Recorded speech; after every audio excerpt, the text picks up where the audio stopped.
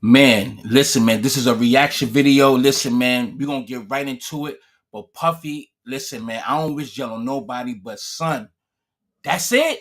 And you try to fight for your bail for the third time, and this came out, it's over. And the youngest is 9 and 14 years old, my G. Let's get it.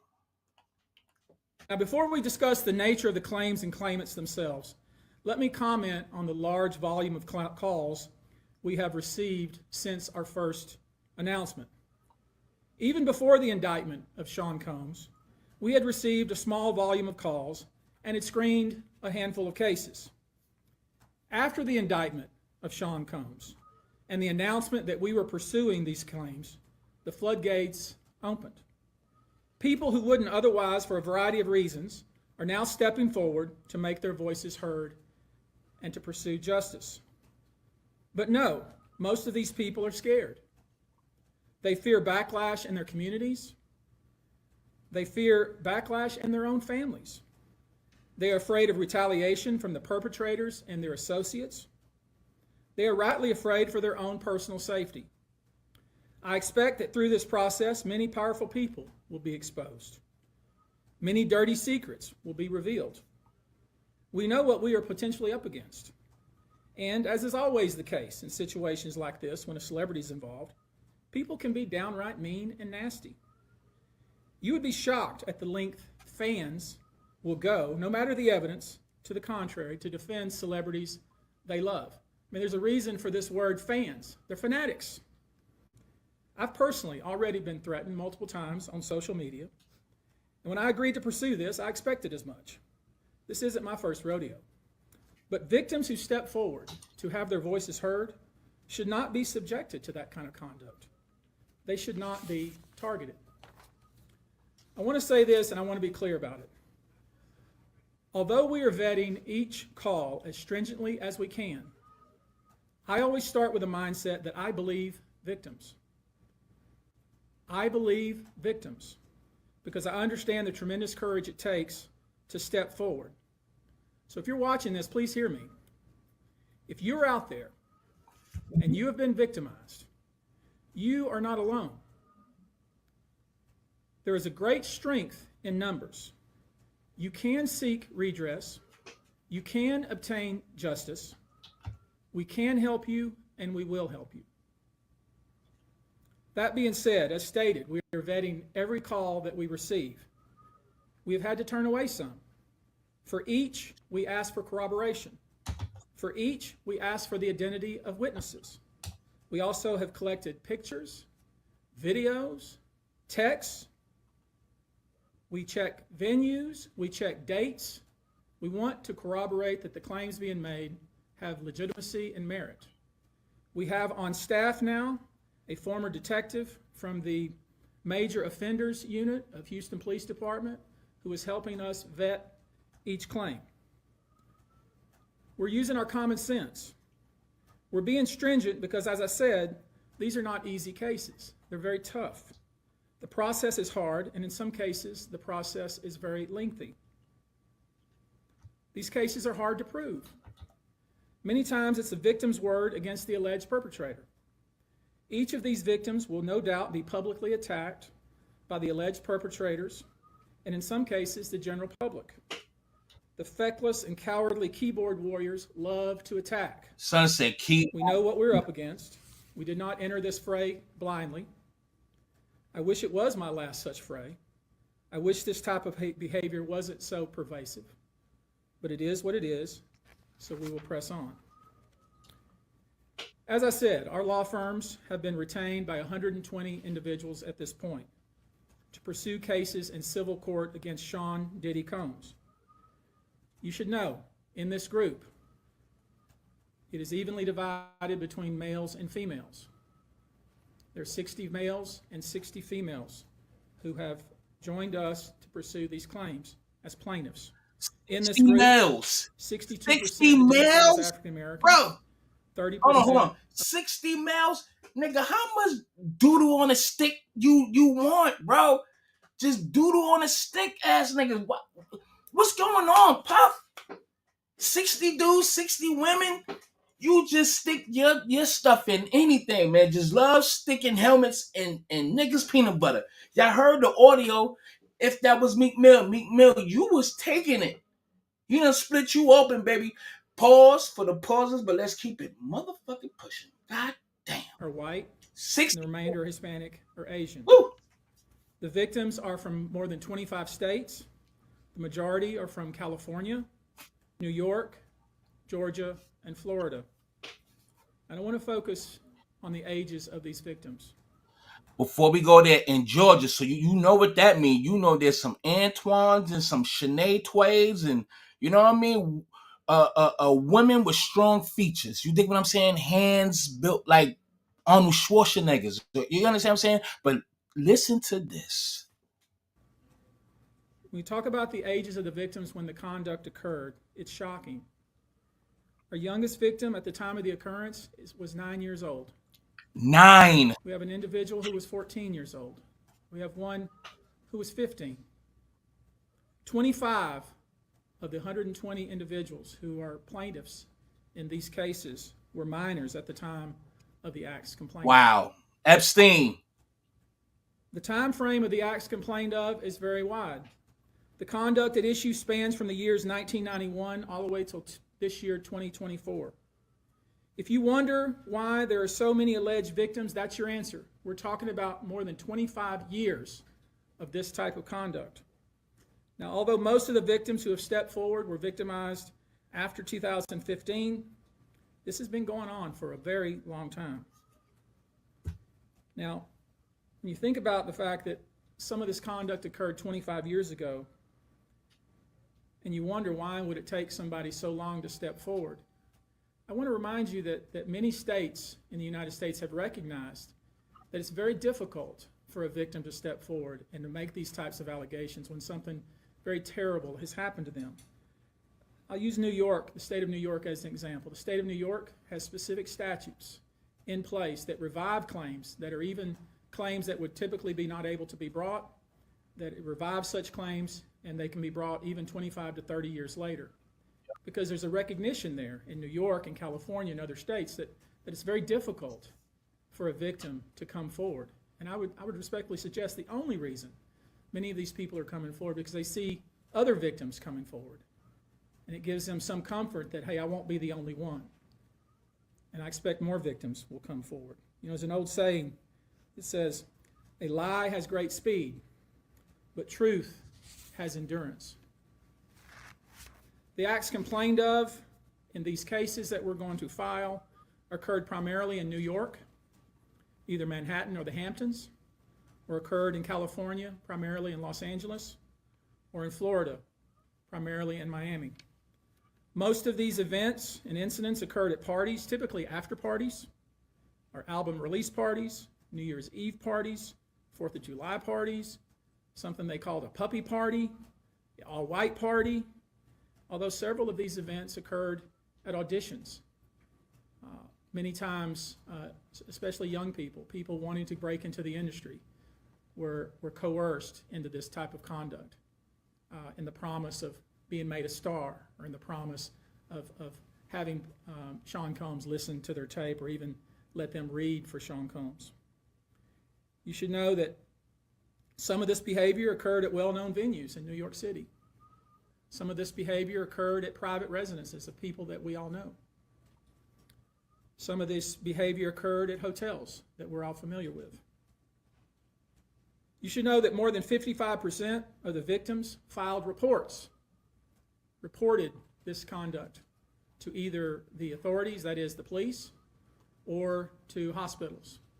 We're in the process of collecting with our team assistants medical records, reports that were made to the authorities, and I've already said that some of the individuals in this group did in fact talk to the FBI.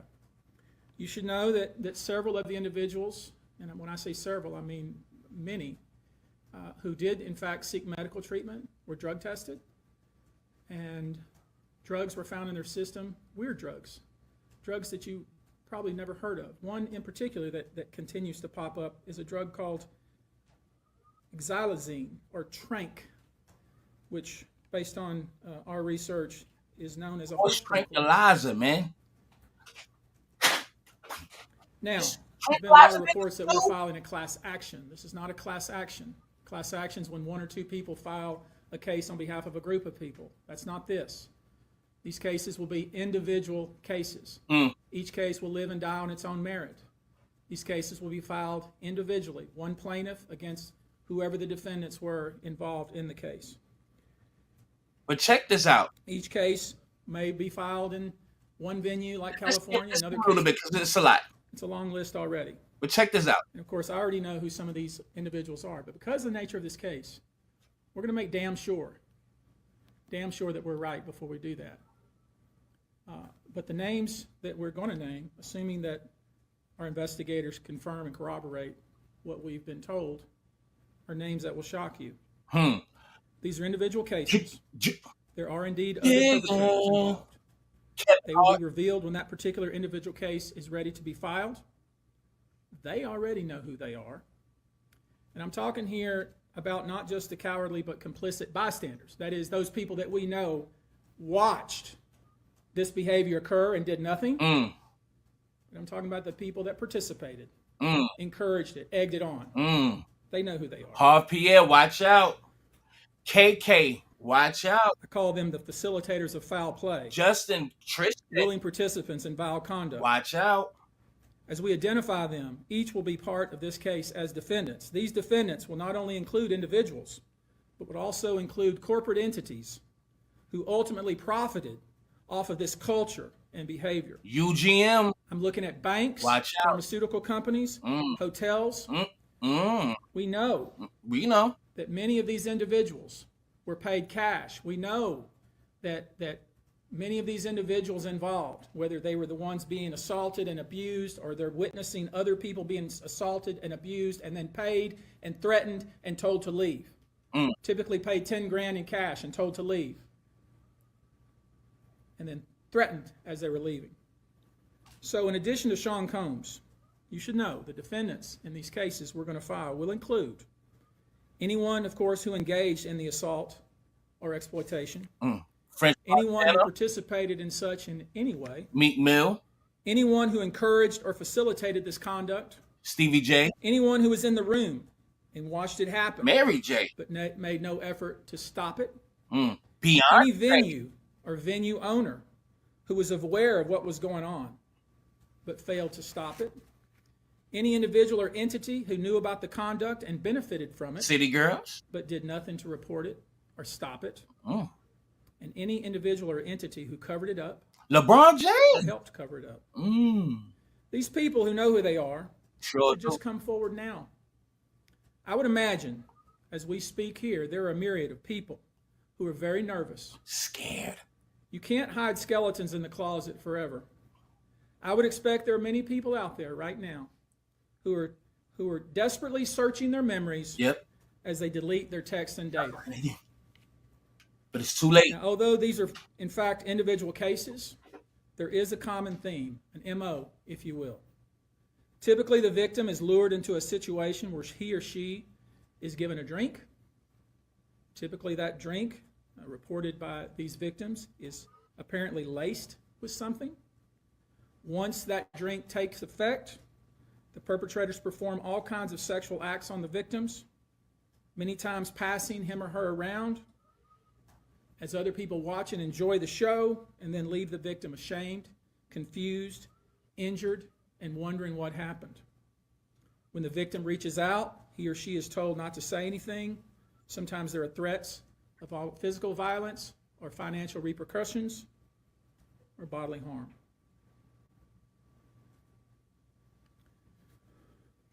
What makes he think this wasn't going to come back to bite him? And the people who participated, what makes you think it wasn't going to come back? It doesn't matter how long it took, how long it takes. Karma always come back around. Okay? Karma is always on her way. She may be catching a damn flat on her tire or a car tire on her way to come back to knock on your door. It takes little detours to come to somebody else and bring them karma. but karma always comes. What makes you think you're doing all this devious shit and nasty stuff to people that this wasn't going to come back to bite you in your ass, especially you using force and threats and bribery and having people watch people and follow people? What makes you think this wasn't going to come back to bite you? For Puffy and everybody else who watched, participated, and said nothing. Oh, Neo, Ray J, rest of you niggas. Claims we intend to bring will include the following: violent sexual assault or rape, sexual abuse, facilitated sex with a controlled substance, false imprisonment, compelling prostitution, sexual misconduct, dissemination of video recordings, false imprisonment, sexual abuse of minors. Given the large volume of cases, and given our other docket obligations, and given the fact that we want to be sure when we file these cases that they are fully vetted, I expect we'll start filing these cases against Sean Combs and other perpetrators within the next 30 days. Now, nigga, R. Kelly ain't got shit on me. That's Diddy saying that in the midst of doing what he doing. He probably said that shit. Like the same shit Denzel said. King Kong ain't got shit on me. I'm pretty sure he done said that in the drunken feud. R. Kelly ain't got shit on me. Oh, you right. it's rare, sexual abuse, sexual exploitation, this type of activity is pervasive in our society, and it's rare we get a chance where we can really focus on this as a country and really focus on this about how pervasive this is and what we as collectively can do about it. So I thought I'd take this opportunity before I go into some of the individual cases and talk about some of the individual. We're going to skim over this. We're going to get to some meat and potatoes because I got to go to work, and these people are just going to be talking about the laws and the programs of sexual assault victims and stuff like that, and the precautions and their team and and stuff like that. But let's get to the specifics because I got to get up out of here, and I'm gonna be late too. But it's all good. Of the victim and plaintiff versus the confidentiality and the safety of the plaintiff. So we'll have to struggle with that with each one of these cases. Our intention, of course, is to, like we always do, file these cases under a pseudonym until the court tells us otherwise. But let me share with you a few, just kind of give you a sense of the kind of cases and the kind of instances that people are calling and reporting that we are trying to corroborate, vet, and these are the ones that we've already corroborated, vetted, and collected evidence on. One individual who was 22 years at the time she was assaulted said that the typical MO at one of these parties that have been widely discussed in the press was that when you were handed a drink, and now we know that the drink is laced with something, if you refused to drink it, you were kicked out of the party. Now, let that sink in for a minute. I mean, the admission to this party was that you had to drink the chosen drink that was handed to you, and now we know that in most cases, I would say 90% of the cases, these individuals were drugged with some sort of drug. That was kind of the MO.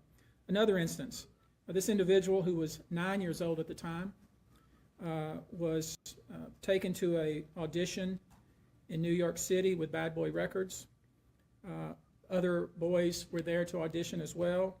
All of them were trying to land a record deal. All of them were minors.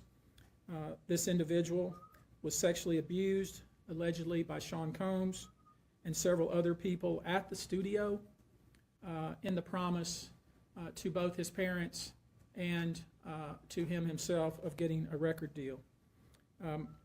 Another instance, another minor, told allegedly by Sean Combs that he would make him a star, but he needed to visit with him in private about it, away from his parents.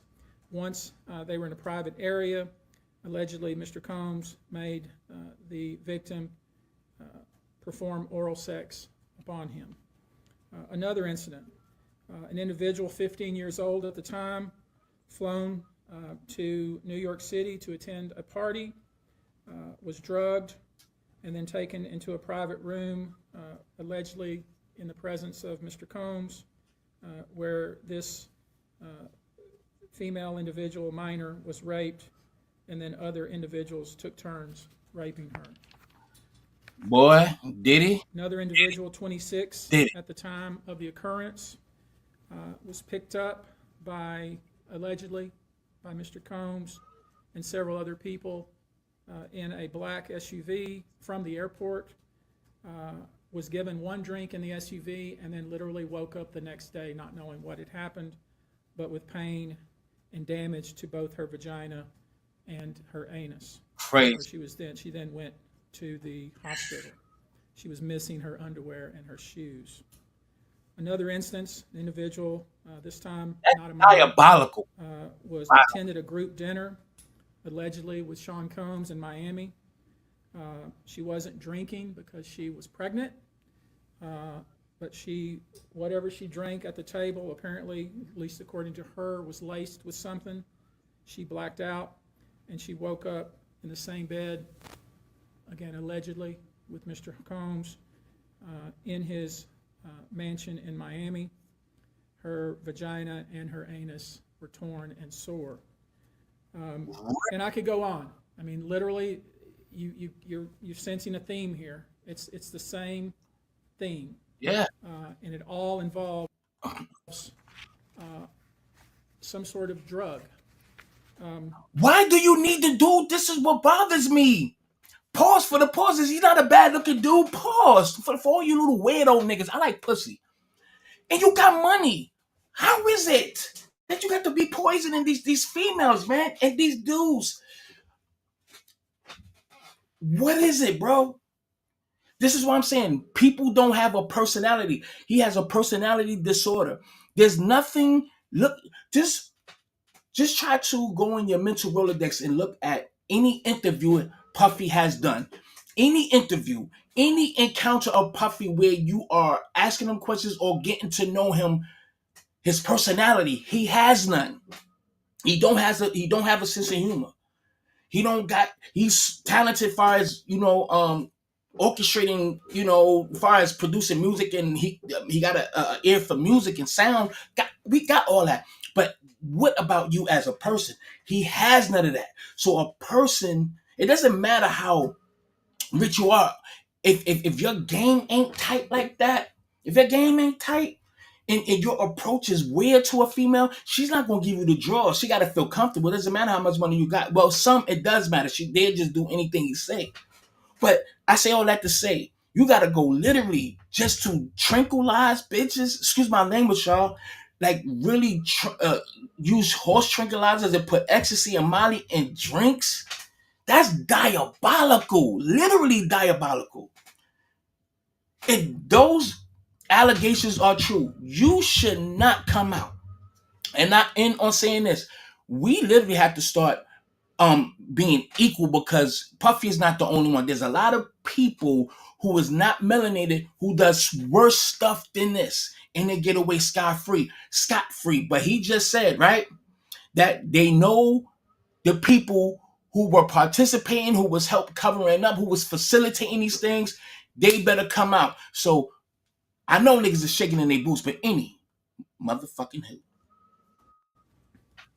One instance, an individual who was 20 years old at the time was asked to attend, just saw her on the street, asked to attend a party in a hotel.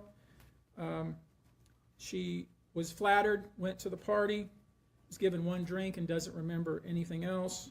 Ultimately, was so messed up, went to the hospital where they found cocaine and this horse tranquilizer in her blood system. I want to give you a quote from a very young man who told us over the phone about his experience and all the things that happened to him, he says, allegedly at the hands of Sean Diddy Combs and his friends in the effort to try to sign a record deal. This was kind of what he was told he would have to do. His quote is, "Had he not been in power, I feel like I could have been something great. I quit the industry because of what Sean Combs did to me.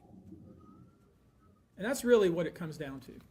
We are pursuing this, asking you to support this effort, to encourage witnesses and victims to come forward and bring your evidence so we can continue to break down this wall of silence and we can continue to have these stories heard. This is the beginning of what I hope to be a national dialogue. This type of sexual assault, sexual abuse, and sexual exploitation should never happen in the United States or anywhere else. This should have never been allowed to go on for so long. This conduct has created a mass of individuals who are injured, scared, and scarred. If you are one of those individuals, we ask you to reach out. If not to us, to someone you trust. If you are someone who witnessed any of these events, we ask you to reach out. Your name can remain confidential. With that, I'll take a few questions, not many, maybe two, but if you have a question, I'll be pleased to. Really, one question that they asked. Perfect. How many minors are making accusations in total, and are the feds aware of the allegations of minors in the case? I don't know what the feds are aware of, okay, but I do know it's 25 out of this 120. Tony, But I will say this to that point. We welcome the FBI or any authority who wants to come to us, and we're going to make that available to these victims because I think that's important. My suspicion is, based on talking with these folks, is that the FBI is just not aware of these people. The FBI has talked to some of these folks, and I'm going to try to encourage the victims to, in fact, talk to the FBI because I think they have some very important things to say. Tony, were all of the children auditioning because they were musicians, or were any of them kids of employees or anything like that? All seeking either TV or some sort of music career with promises of, we're going to make you a star. Instead, basically did things to them such that they don't want to have anything to do with the entertainment industry ever again. Well, all right, guys. Thank you very much for your attention. We're going to go now. Thank you. Wasn't Justin Bieber like 9 years old when he met Puffy? I may be off, but I know what's the name?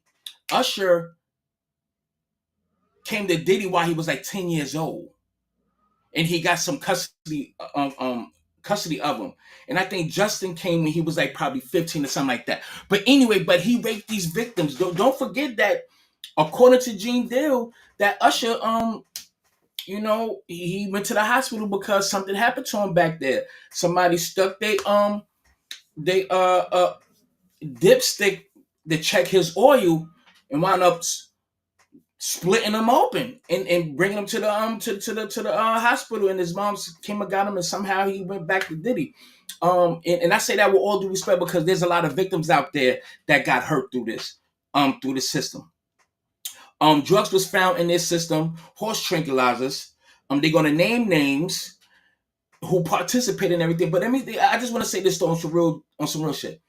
Puffy is not the only monster. That's a learned behavior. Everybody's overlooking Clive Davis. He has a lot of power, so they ain't not even gonna come at him. What about the Whitney Houston murder? That was his party. They all downstairs looking satanic out. Y'all remember the pictures? For those who remember the pictures. Lionel Richie's daughter, I forgot her name, something Richie, and Clive Davis and Paris Hilton and all of them, all those pictures, they look high, they look sedated, they look devilish. And upstairs, Whitney is floating in a bathtub in a 5, 6, probably 10-star hotel. There's cameras everywhere. Nobody got no cameras. But at the downstairs, Ray J is there. But somehow Ray J was the one supposed that gave her the drugs or whatever. There's a whole cabal. Only thing I can say is, man, they would definitely do all of these things to take somebody black down, though. Let's be honest. I'm about to conclude because I ain't even get ready for work yet. So at the end of the day, y'all, they would do all of this. See how far they're going? There's a lot worse that's going on in this in the political field, in Hollywood, what they doing to kids allegedly, these tunnels. This dude, I think he's a drum player with some crazy, got a lot of tats on his face, was talking about how they at one of them Hollywood parties cut off a piece of flesh off a woman's gluteus maximus and seared it. Trigger warning, excuse me. And all of this is allegedly. It seared it, sauteed it, and ate it. And the lady who got her gluteus maximus cut, just a little slice, little piece, like you getting some like you getting 5 pounds worth of pepper turkey from the stove. Just cut a nice little slice and ate it. And she up there moaning and playing with herself, enjoying us. It's a lot of weird stuff out there, bro. But they will magnify justice when it comes down to a black man. Always. Who else they did this to? You know what I'm saying? They did it to Epstein because Epstein knew everybody's secrets. But let's skip that. As I conclude, y'all let me know y'all thoughts in the comment section, man. He is messing with allegedly 9-year-olds now. You on after innocent children now. And then on top of that, this was a strategic conference because Puffy got 2 new big time lawyers, high profile lawyers. So you know he spent probably $1 million a piece, $2 million to both of them to try to fight to get his bail, reversed, bro. And you still coming with that same bail package? You got to spend some cash to get those assets. You can just leave, get on the plane, and bounce. And forget about the house. They don't care about the assets. Spend some cash. But he's not thinking like that.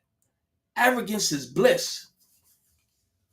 And all the victims that were hurt doing in this process, I feel for you. And shout out to Adria English. We're going to be going live tonight. And for those who participated in this, who seen it and did nothing about it, all you hip-hop stars, icons, legends, executives, business owners, associates, associates and employees, all y'all shaking in y'all boots. That nigga Russell Simmons done got on a jet. He knew this was coming. He got his Ziploc bag full of kale. He got his dry beans. And he got his green juice in his juicer. And he got on the plane. And now he up there bending and stretching and rubbing his knees on camera. Happy, healthy as an ox, and Bali. He is chilling. He is not coming back over here. He knew what was coming down the pipes. And once they come get you, there's nothing you can do. It's not amount of money that you can have to win, especially if you got melanin. Those are bars right there. That nigga got his kale, his dry beans, his okra soup, and green tea, and a juicer. He had all that shit in one hand going to his goddamn jet. And you ain't seen him since. Anyway, I'm out this motherfucker. Y'all let me know y'all thoughts in the comment section. Puffy, you a bad boy. Coincidence, right? How ironic. You a bad boy. I'm out.